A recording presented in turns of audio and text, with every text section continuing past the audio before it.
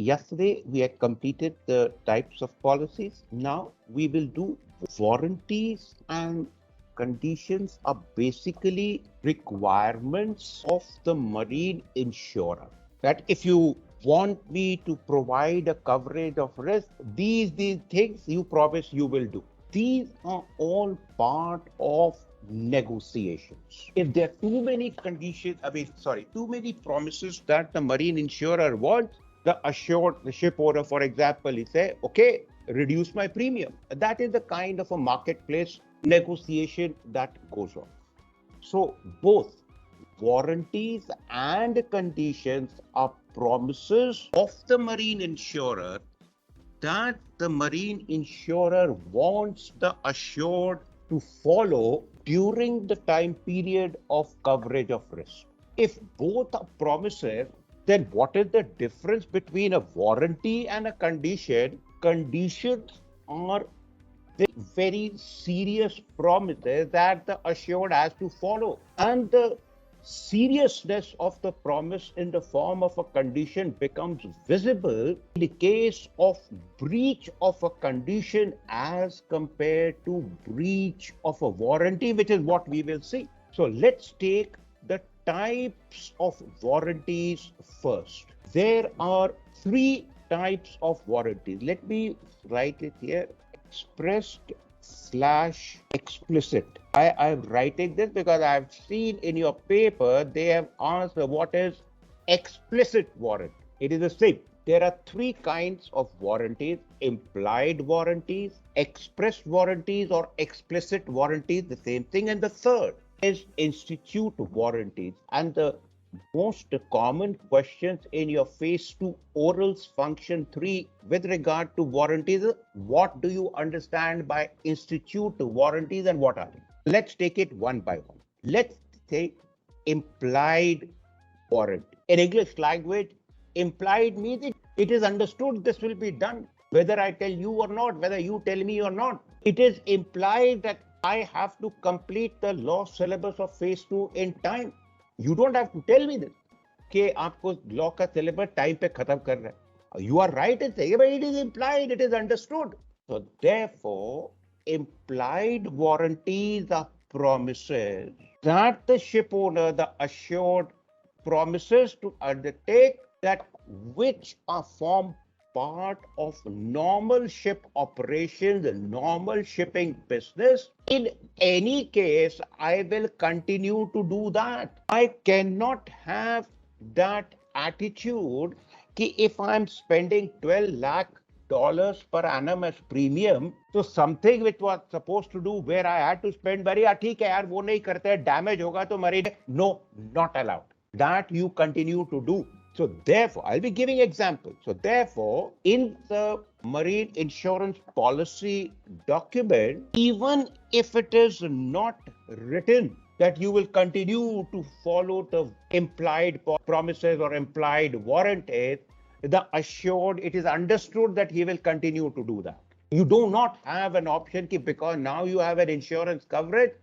If you fail to do what you're supposed to do as part of normal shipping business, ship operation, and there is a damage, it will still be covered. No, you continue to do that. And if at all some marine insurance company to safeguard themselves, nahi yaar, we want it in writing, maximum it will be written in inverted commas. Implied warranty, the shall apply. What are they? Well, you, Mr. Ship Owner, you are in the shipping business, ship operation, you know what is the normal customary thing to do. You continue to do that. I don't have to tell you that, but you promise me you will do it. Are you with me till here? Yes, sir. Let's take the example of implied warranty. Seaworthiness. All the examples of implied warranty that I'm going to discuss now, you would be able to conclude at the end of it in very rough language. Implied warranties का मतलब ये नहीं है कि insurance coverage मिल गया है, पतली गली से निकल जाए, ये सब हम नहीं करेंगे. अगर कुछ होता है डैमेज, वो पेमेंट हो जाएगा. No. Seaworthiness, responsibility of the ship owner, the assured, that at every stage of the passage, that is alongside, anchorage, sea passage, arrival, departure, every second of it, the ship will be seaworthy. Number two, every inch that the ship moves wherever in the world, locally or globally, the ship will be making a legal passage. Legality of passage means that the ship will ensure to continue to follow and apply the applicable international law in the form of convention through the law of the flag state, as well as the local laws of the port country where the ship is visiting. Next, safe port. It is understood that you, the ship owner, will only send your ship to a safe port. You can't have this attitude, "Okay, if I send my ship to make some extra money between the charterer and me, and I know the port is not safe, ठीक है, थोड़ा damage होगा, insurer will cover." No, it is understood that you will send your ship to a port that is safe as applicable to your ship. The berth will be safe as applicable to the ship and the cargo. Maintenance. You, the ship owner, will continue to have the annual budget to maintain the ship. You cannot have the attitude, "I paid $15 lakh as premium, I will cut $15 lakh from my annual budget of maintenance for that particular ship." Because in the absence of maintenance, if there is a damage to a hatch pontoon or the hatch coving or something, hull and machinery insurer will pay. No, not allowed. Manning. The ship will be manned and continue to follow the safe manning requirements as per the safe manning document or the safe manning certificate, as well as to ensure that as per the safe manning document, the officers and engineers who are employed, they are properly qualified, holding the proper COC. These are implied warranties. You will realize whether they are in writing or not, they have to be done. If the ship owner does not do this, it's a breach of marine insurance contract, insurance coverage stop. Have you understood implied warranties? Any questions, gentlemen? No, sir.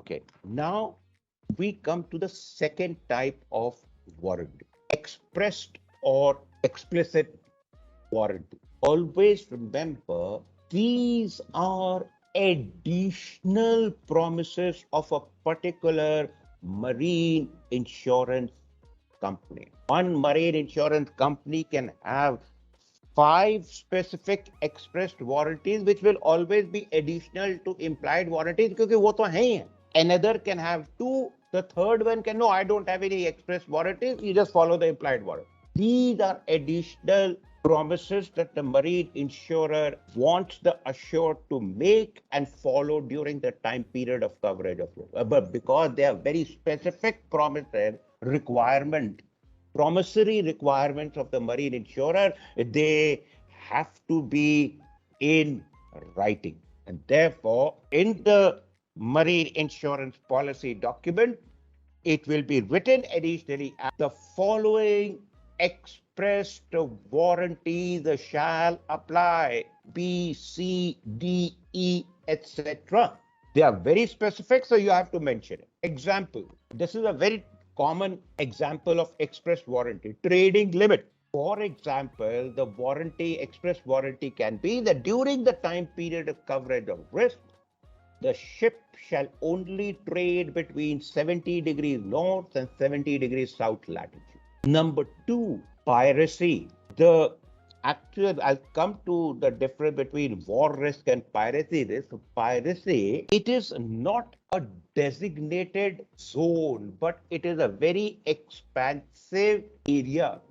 Designated zone means having proper coordinates in the form of lat long 1, 2, 3, 4. This is a designated war zone, keep clear.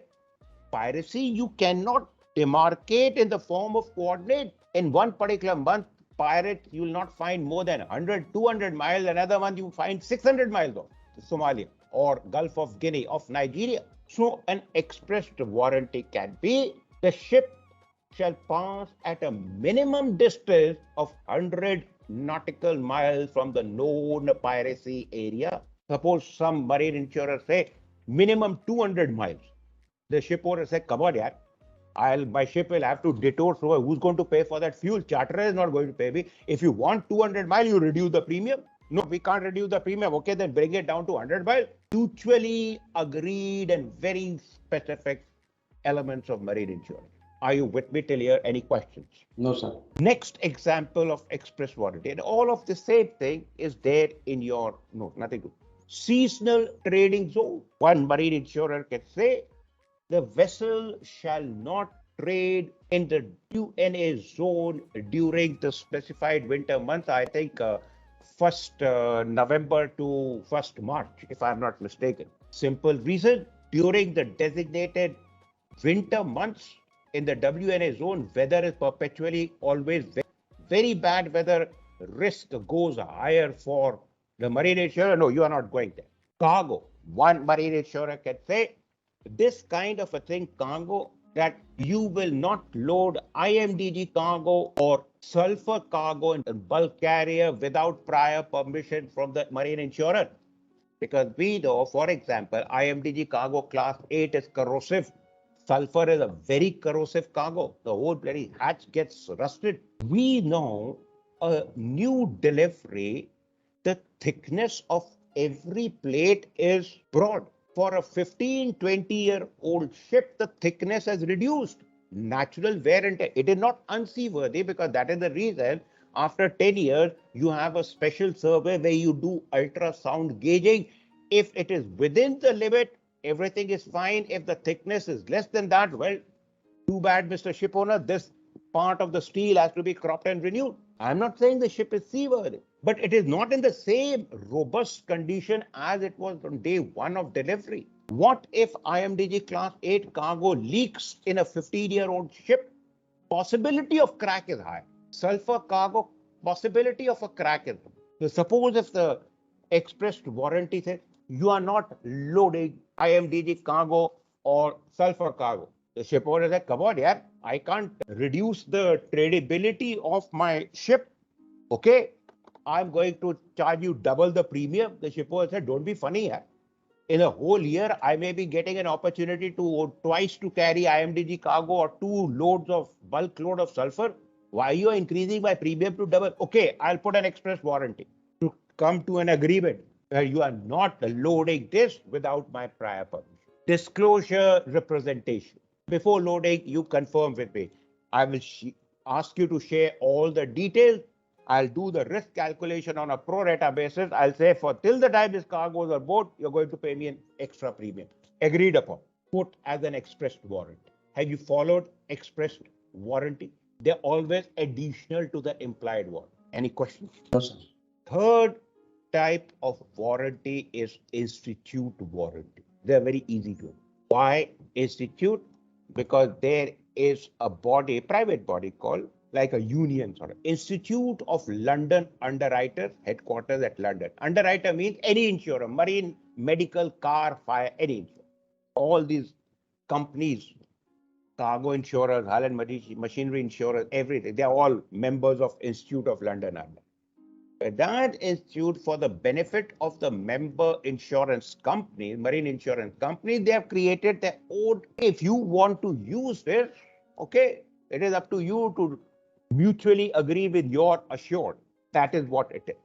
So again, the point is, institute warranties will also be additional to the implied warranty. It is not in sequence. Basic is implied warranties, वो तो है ही है.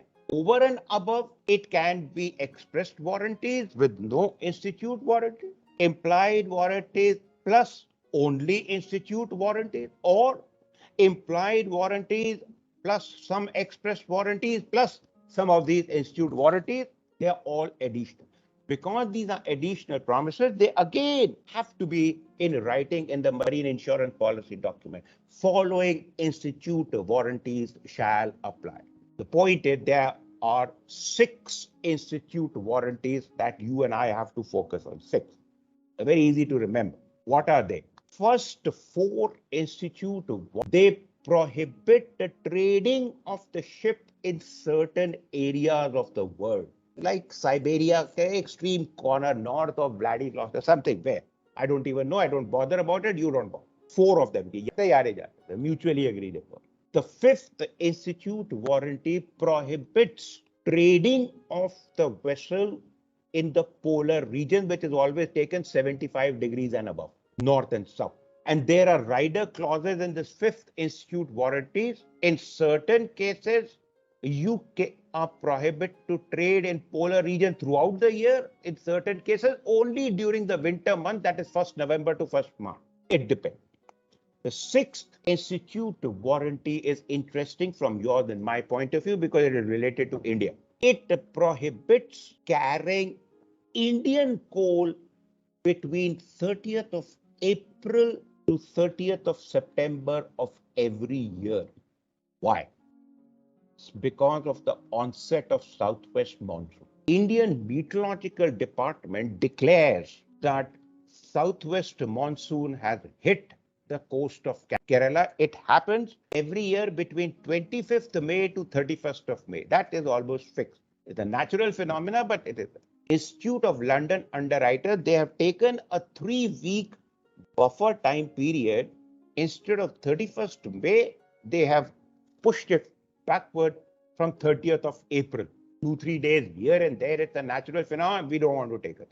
That side, first week of September, the Indian Meteorological Department say southwest monsoon has crossed the territory of India. It is officially finished.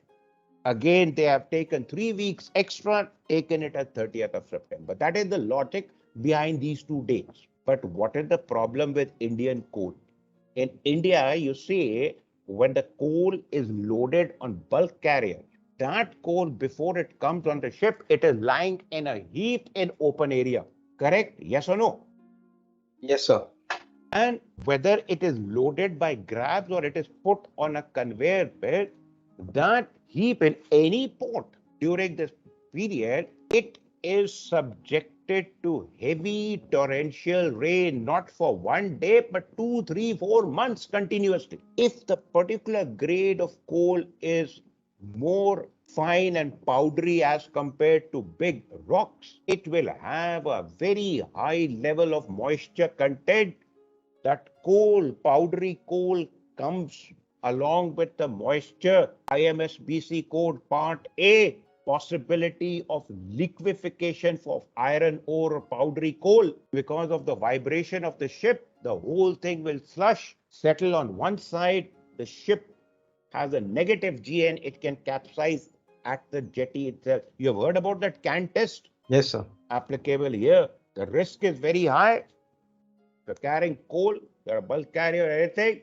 But during this time, you're not carrying it. Institute, these are the 6 institute warranties. Implied warranties, all the examples are there. Just read it once, you'll understand logic. Express warranties, I've given you the example, it can include. These are the basic ones, common ones. 6 institute warranty. Now we come to conditions. They are very serious promises. And as written, seriousness becomes visible in case of breach of a condition as compared to breach of a warranty. I'll come to that. Again, everything is additional to implied warranty. That is the baseline, basic minimum promise that has to be made. So there may be one marine insurer will say implied warranties are there, plus I have this one condition. There is no, I don't have any expressed warranty. I don't have any requirement for institute warranty, but I have one this condition. Fair enough. Everything adds to the implied warranty. Examples of condition. So they are additional, so they have to be expressed in writing in the marine insurance policy document. The following conditions shall apply, 1 and 2, because they are so serious, there are not many examples because it is not very common. Could only think of 2 examples. It's a condition that the vessel shall not enter a designated war zone. It comes out as a notice, lat long coordinate. It's supposed to keep clear. You are not entering that. It's a condition. NAPSA. We do this in detail in ASM. Not always afloat, but safely aground. What does this mean? There are some 4 or 5 ports in the world, small ports, where there is a huge amount of tidal rain, something about 12 to 14 meters, maybe more. At every low tide, the vessel is below the jetty. And in these 4, 5 ports of the world, at every low tide, every 6 hours, the ship is quietly sitting on the bottom. And to prevent any additional stresses on the ship, every 6 hours at low tide, when the ship is sitting on the bottom, your line becomes absolutely slack. Cargo work stops, loading or discharge. Now wait for 6 hours for the ship to come afloat. You may say, sir, ये कौन से port हो सकते हैं? नहीं. There must be some poor country ports, because wherever there is a tidal range, ports have lock gates.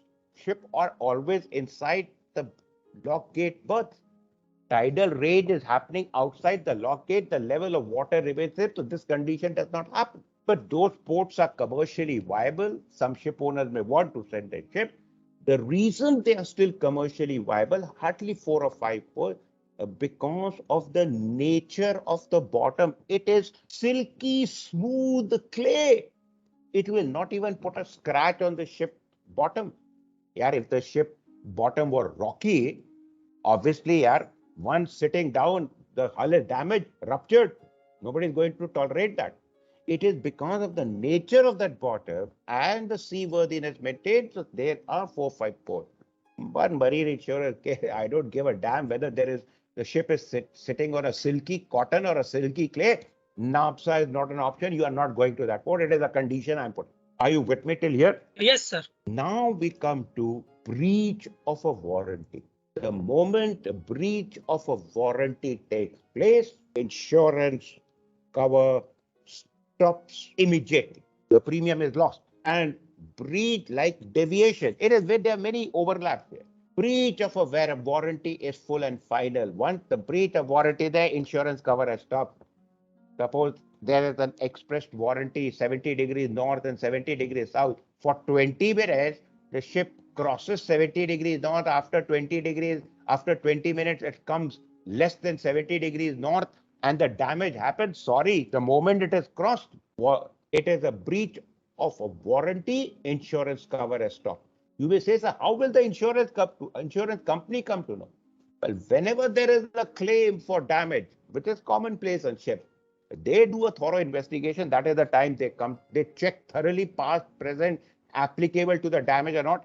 It has to come out. Those surveyors are very smart. They are trained for this. So ऐसा नहीं है कि insurer will not come. Again, like deviation, insurance cover will continue till the time breach of a warranty has taken place. So therefore, absolutely correct logbook entries are of paramount importance. Now, coming to the important point, breach of a condition. If a breach of a condition has taken place, not only does the insurance cover stop immediately, but the marine insurer under law of marine insurance has the power and the right to take the assured, in this case, the ship owner, to court claim for damages for breach of a condition. This is an additional sword that is hanging on the assured. That is the seriousness. Suppose 1st of January, I buy the insurance cover. I am a ship owner. 31st of January, I breach a condition. I cross 70 degrees. Well, insurance cover stop. I'll have to buy new insurance. My 11 months premium gone. $10 lakh gone. But on 31st of January, if a breach of condition happens, my insurance cover gone, my $10 lakh gone. If you are a marine insurer, you can take me to court, claim for $5 million damages for breach of a condition.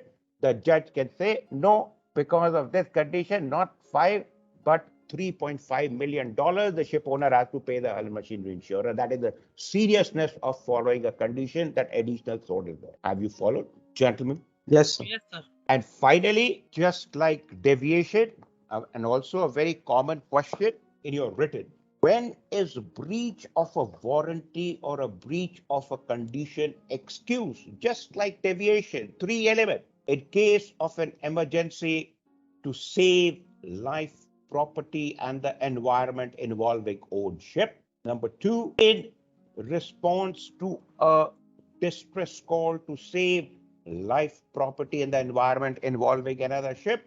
And number 3, in following the law of the port country where the ship is. Example of this example is different than deviation.